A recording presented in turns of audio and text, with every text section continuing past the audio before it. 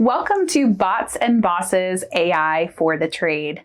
I'm Jessica, and I own Business Buddy here in Greenville, South Carolina. AI is in our world every single day, but for the day-to-day contractor, they're still trying to figure out if they can trust it or not. And that's what we're here for, because we give a hoot about your business. We've got guests who are coming in to talk about how they're using AI in their contracting business, or whether or not they're just not going to use it at all. So today's guest runs a roofing and renovation company, and I'll have him give a quick introduction of who he is. Well, my name is Brian Hensley. I've been in the renovation business for about 25 years. We specialize in roofing, remodeling, all things to do with your home, windows, siding, gutters, etc. And let me start out by saying I'm not a tech guy. I'm a contractor, but AI has definitely changed the way that I run my business. And that's really what this is all about, is definitely how AI is changing things. And for the day-to-day person who's not a tech person, how they're actually using it. So you've been in business for 20 years, yeah? Yeah, a little over 20. Okay. How is business different today than it was, let's say just 10 years ago? Well, let's go back maybe a little bit farther than 10 years. When I first got into this, Blackberries were just coming out at that point in time. So even taking pictures on your phone wasn't really a thing. Yeah. You would go out and you would have a big clipboard and you would take a lot of notes and you would ask a lot of questions. It wasn't so much pictures at that point. And then you would go back to your office sometimes and you would, look over this for sometimes 20, 30 minutes, sometimes hours, trying to come up with the right estimate, trying to estimate exactly what they needed, trying to do research on maybe what a fair price was. And then you would kind of put an estimate together and send an email, and it was a very cumbersome process compared to how it is now. As far as now, the way that I use AI is I'll take pictures at the job, and while I'm still in the customer's driveway, I'll load these pictures into AI. And I won't even tell it anything about it. I'll just load the pictures. And it starts pointing out, obvious things that it sees is wrong. And what I found is sometimes it finds things that maybe I didn't see and that I didn't notice. And I have kind of programmed my AI to give me a fair market price based on my area. So it gives me 3 different prices. It gives me a cheap price, a middle of the road price, and then an upscale price. Nice. So what I try to do is while I'm still in the customer's driveway or out in front of their house is I'll put an estimate together and I'll email it back to them while I'm still there. Because what I find is most contractors, they do these estimates, then they go back and they start looking at them later that night, maybe send something out later that night, or maybe even the next day. And one thing that I realized is that speed is the new skill set in this AI. It saves time. And a lot of times I find that maybe I'm not the cheapest priced, but I come across very quick. And sometimes to a customer, that looks like you have your stuff together. You're put together more than other companies that take days to get back to you. So maybe I'm not the cheapest price in town, but I appear to be the most organized. So I found that I win a lot of jobs because of that. That's great. I love that you have programmed your AI to work for you. Now, when you say that you're saving time, do you also feel like you're saving stress too? I mean, does this make your life easier as well? Well, what it does is it not only does it save time, it saves a lot of stress.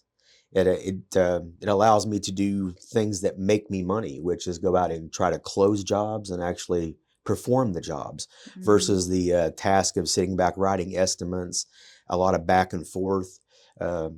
AI also helps me become, it helps me present myself as being much more professional. Like it makes me appear that I'm a big company. I don't have a large staff. I'm a small company, but it makes me come across as a very large company. And a lot of times that helps customers gain trust in you because, as I like to say, people buy people before they ever buy a product or a service. And if they don't trust you and they don't feel comfortable with you, they're not going to do business with you. No. Exactly. So think about when you first heard the term AI. Did you understand exactly what it was or what that meant? No, I don't think I really did. I think like most people, when you hear AI, you think, oh my goodness, computers and robots are going to take over the world and it's going to eliminate everybody. Yeah. And I think that's the thing that most people think about when they very first hear about AI. But I found it to be the exact opposite of that. So when you first heard of AI, would you say that you felt excited or apprehensive? Did you think you were going to be using it day to day like you are now? No, the old saying is it's hard to teach an old dog new tricks. And I fought it for about 6 months, and I'm like, no, I'm not going to do this. This is never going to work. And then, I slowly started seeing other people using it, and they were becoming very successful.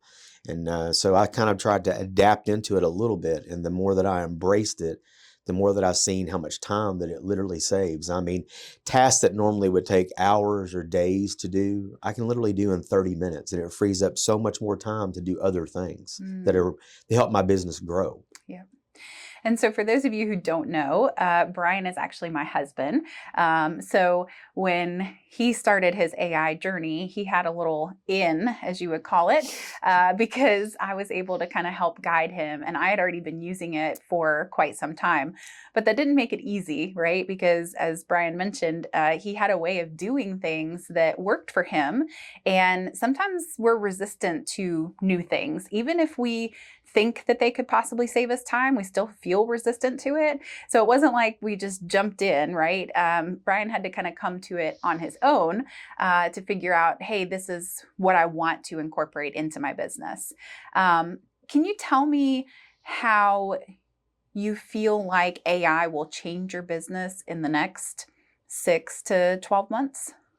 Well, it's definitely helped me become more professional as far as the image that my business puts out. It's definitely helped me grow the business more with customers, just in the form of sending out, professional emails. I get a lot of messages that people message and say, hey, I've got this going on or that going on. I've had the AI set up all kinds of auto responses so that when somebody asks, how much will this cost? I've got a button I push on my phone and it sends out a predetermined reply that comes across very professional. And it asks for a lot of detailed questions, which is going to save time. One thing in my industry, and I'm sure other people experience it as well, is that we get a lot of tire kickers, people that call and we're just, price shopping. It's the old adage that I need to get 3 estimates before I get any job done. Yeah.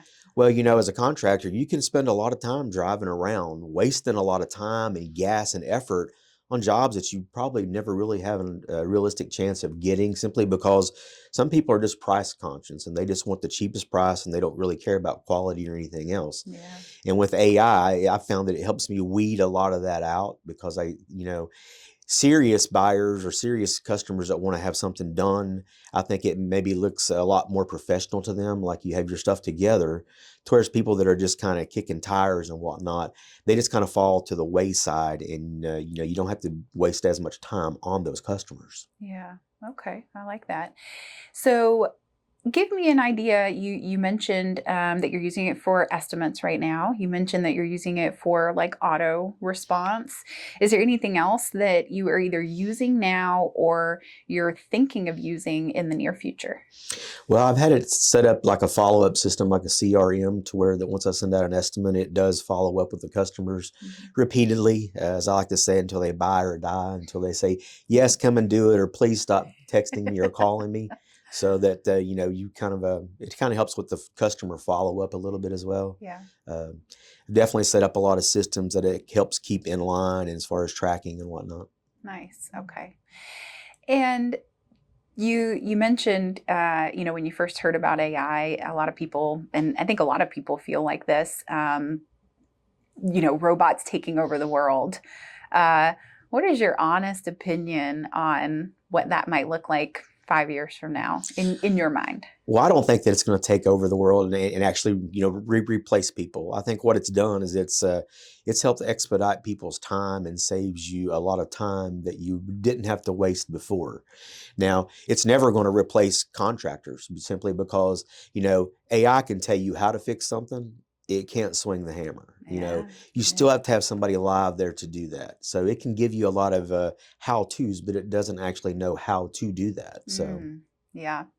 And I think for blue collar workers, that can feel really good, right? Because it's like we know that that's not going to replace, like you mentioned, somebody swinging the hammer and doing the work.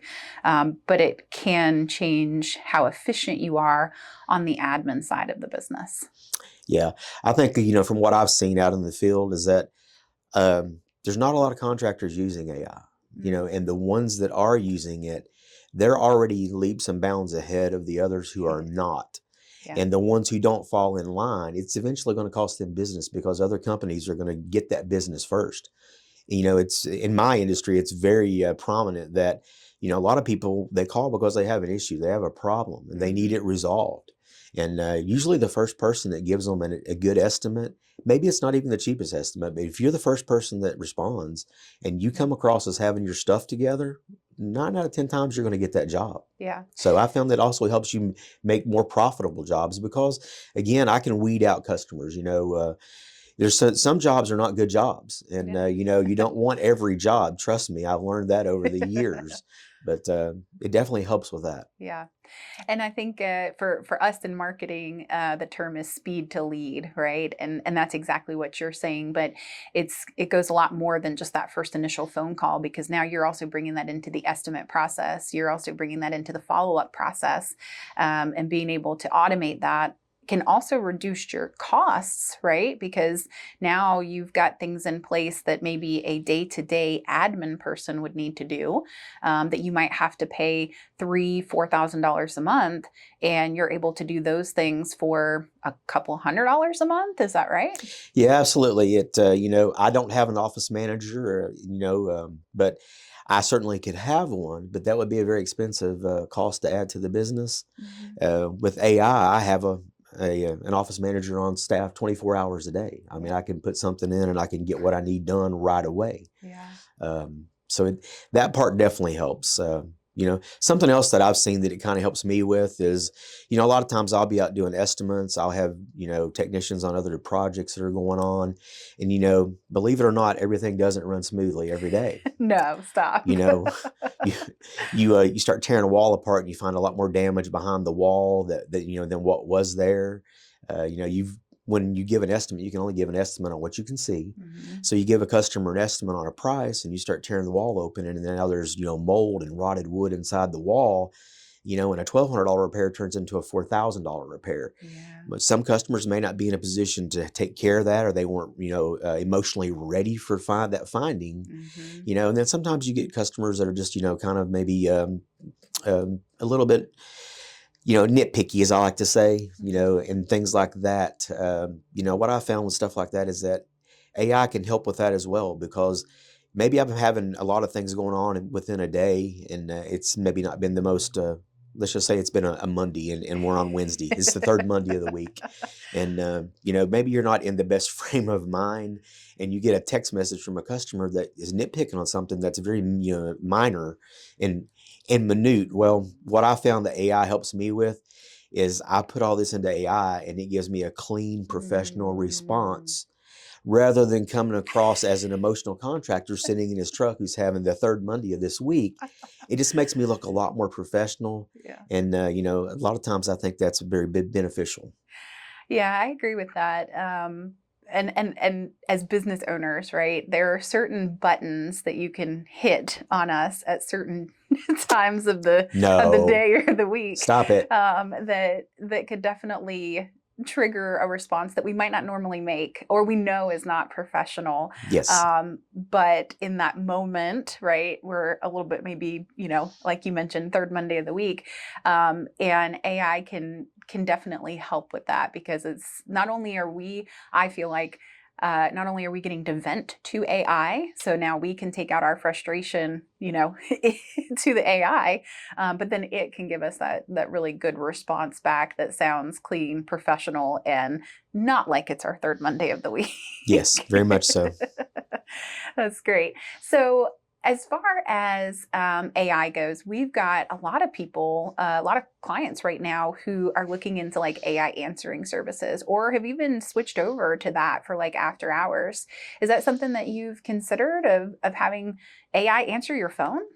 Yes, I actually have an AI receptionist that I had built. Her name is Grace. And it's great because she has all these prompts pre-built in. So when customers call in, she sounds very, very realistic. It does not sound like an AI bot at all, but she'll kind of listen to what your initial message is. Uh-huh. And then she gets as much information as she can. She'll, obviously get your name, your address, what's going on. If it's a leak, she'll ask you if it's an active leak or if has it been leaking for a while, and just basically kind of try to find out the severity of your situation.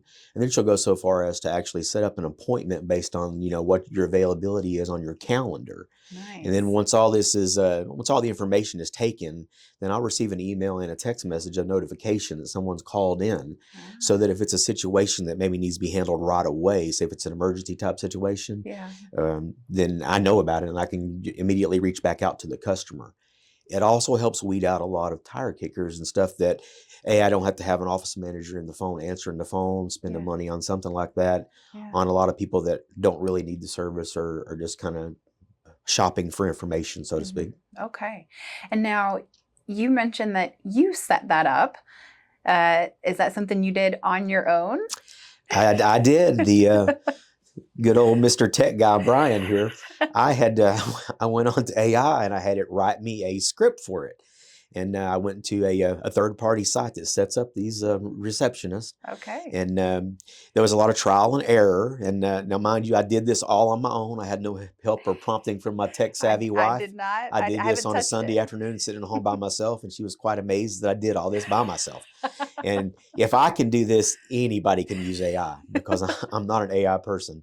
But it took me about 2 hours to get the script wrote and get the basics on it. And then I tested it over a couple days and did several phone calls and had to go in and make a lot of tweaks to it and this and that. But I really got it kind of dialed into where it's beneficial for me because, since I don't have an office manager and I try to be hands-on in everything, sometimes if I'm out on an estimate with a customer or I'm on a project that we're currently doing, I don't have time to answer the phone. Yeah. So this receptionist, saves me that time so that I don't miss any calls that I don't want to miss. Mm-hmm. And then all the scam calls, I don't know if anybody else gets scam calls. I only get 75 a day, but I don't have to deal with the scam calls. So the scammers love talking to Grace as well.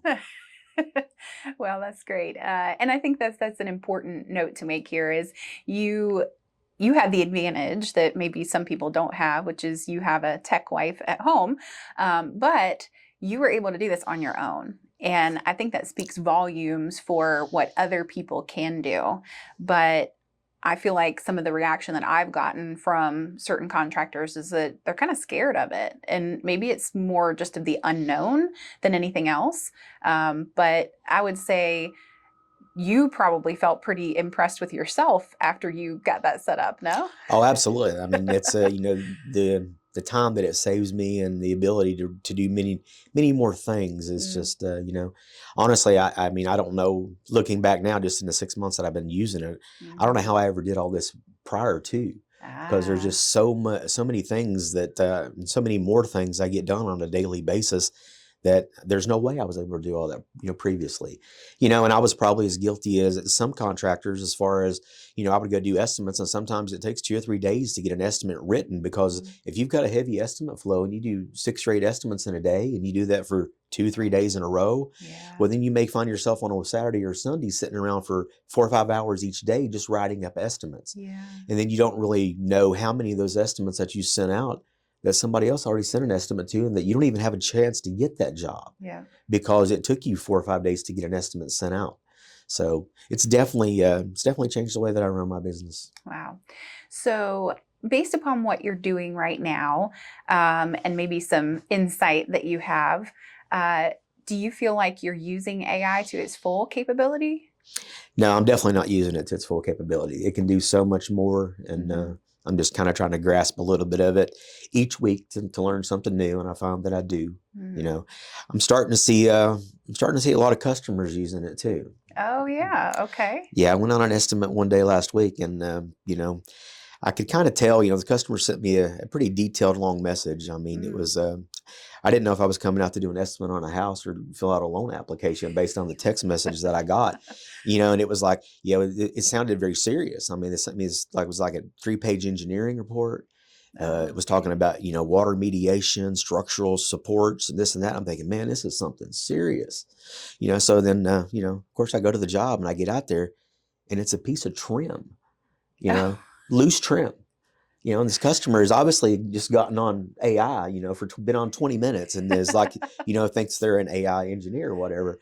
I'm like, listen, we don't need a strategy. We need a nail gun, I mean, let's be real. Sometimes theory, on paper is fine, but what's practical on a Friday afternoon at 4:30 when you're trying to finish the week and get a job done? Yeah. AI knows how to fix it, but like, again, it can't swing a hammer. So Yeah. Interesting.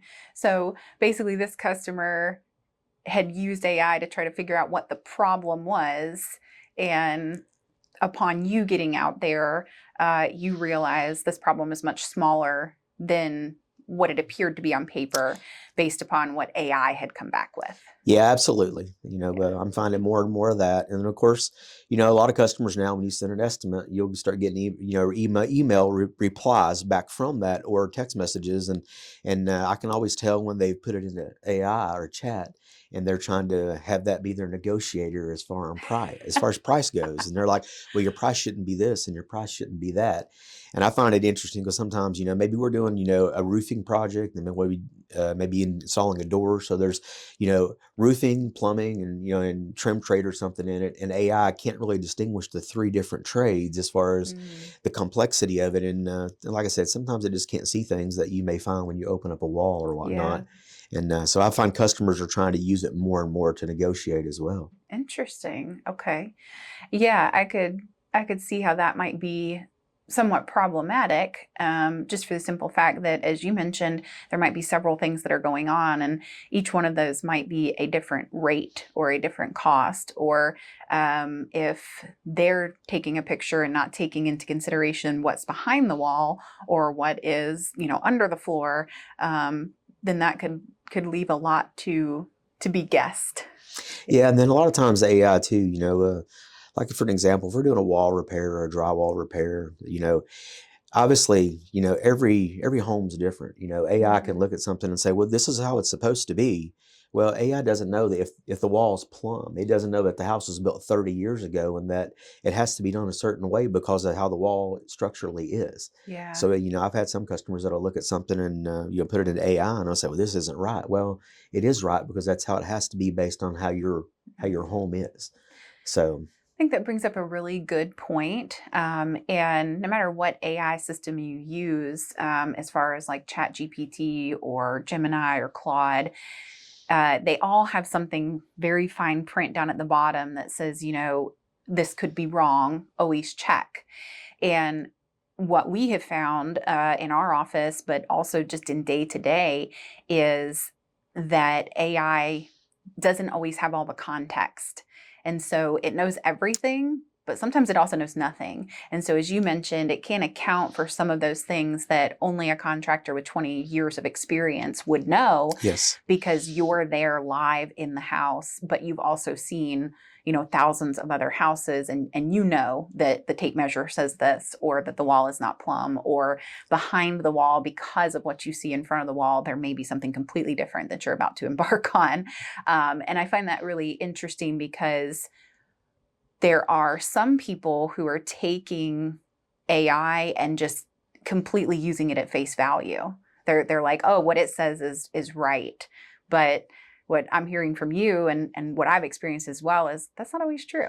No, it's not. Like I said, it may know how to do a task or it may have the general concept of it, but it doesn't have the experience and it doesn't have the skill set of actually how to do it. Yeah. So I think that needs to be taken into consideration as well. So, and like you said, AI is, it's very helpful and it's very informative, but it's not 100% accurate on a lot of things. Yeah. I think the important part that I would convey to pretty much anyone is, you still have to use your human brain. You still have to go back and and I would assume that you're doing that. Like, for instance, if you're having it help you write an estimate, you're probably also going back into that estimate and editing it and saying, oh no, that's not how we do it. Or it has to be done like this because of this information that I have that AI doesn't have. Yeah, I found that a lot. I mean, I don't just blanketly take what it sends me and just copy and paste it and send it. That's good. Every estimate still has to be kind of read through, modified. There's changes that have to be made. Sometimes verbiage is not correct, and sometimes it adds things that are just like way overly technical in there that you would never really put into an estimate that you would send a customer. So I kind of take all that into consideration, but it's usually a good starting point. Just the fact, again, that you can take pictures of this and put it in, and it kind of, it identifies things and it tells you what it sees. Yeah. And then, of course, there's always more context that has to go into it. And I'll go in and say, well, it's great that you saw this, but you didn't see this. And this is actually the process of how it's going to be done or what needs to be done in addition to what you found. And then, of course, it'll go in and make those changes into it. And then it, kind of readjust the price it thinks. And of course, one thing that, that has helped me is that what I found is that probably on half of my jobs, I can look at a job and, I have a pretty good idea of what I'm going to charge for it or what I think's fair. Sure. Before I ever put this in. And, I found that kind of the way that AI helps write it up, it's a little more professional looking. And most of the times the jobs actually sell for higher because the chat says, based on fair market value in this area or your area, that the pricing is actually higher. So, I mean, I've actually landed some pretty good jobs with higher profit margins simply because of chat. Interesting. Okay. Or AI rather. Yeah. So now that brings up a good point. So are you using chat or are you using other AI like conversation tools? Well, I started out with chat because I guess that was primarily the first and foremost at the time that everybody was talking about. And of course, as I went into this AI journey, I realized that there's others, Gemini and Claude and all these other ones, Gronk. And I mean, there's so many, I don't even know what they're all called anymore. But I have now become a Claude fan. I have extensively used chat and now extensively use Claude, and Claude is just like leaps and bounds above chat. I mean, chat is like it's very limited to me. I mean, it still does a lot, but what Claude can do is just so much more. So I still have both, but I primarily use Claude now. Okay. And so you're using basically two conversation AIs at this point. You're paying for those, right? Yes. A monthly fee. But in consideration to a few things that you just mentioned, hey, one is I'm able to sell some jobs at a higher cost, so more profit. And I've been able to replace what would have been like an admin assistant in my office with these tools. I mean, that's a pretty big savings and extra money in your pocket.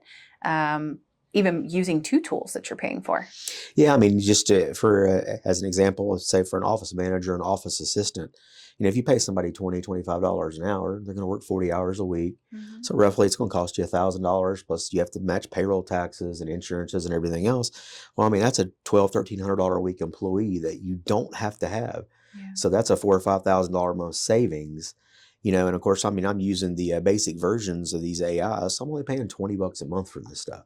So, I mean, it's saving a ton of money, and the production is just so much more. I mean, it frees up so much time. I mean, literally, what would normally take hours on a daily basis, I could do in minutes. Yeah, and it's done. And to be clear, you didn't have an office manager that you replaced with AI. I mean, it was you were doing all the work, and you realized, hey, this can help me. But as you've kind of continued down the road, you've also realized that the options were, I could hire someone to do this, or I could leverage these tools and maybe give a better price to my customers because I don't have that overhead. Oh, absolutely. It's definitely a cost savings as well. And of course, that's factored into the equation because if you had, a bigger office staff and employees internally, that has to be factored into your pricing. Yeah. So I have found that it's enabled me to have more what I consider to be more customer friendly prices. So therefore, you also get more of those jobs because you're maybe at or even a little less than what another contractor is. And you still come across as having your stuff together and being so much more professional. Yeah. So it makes a big difference. So now you obviously own the renovation company. You're the boss, right? Using the bots. Do any of your technicians, do you know that they're using AI? Have you...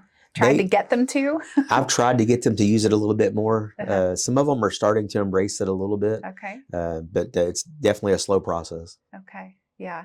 And I think again from what I've heard from other contractors is it's a lot of time just the fear of the unknown Yeah. or feeling like they need to be techie in order to use it. Yeah. Yeah. Well, you definitely don't have to be techie. I mean, I know I've always known a little bit about computers, but I've never considered myself to be a techie person. But, with the AI and the ability to go on there and do stuff on there, it makes me come across as being a very techie person. I mean, it makes me sound like I really know what I'm doing when maybe I really don't.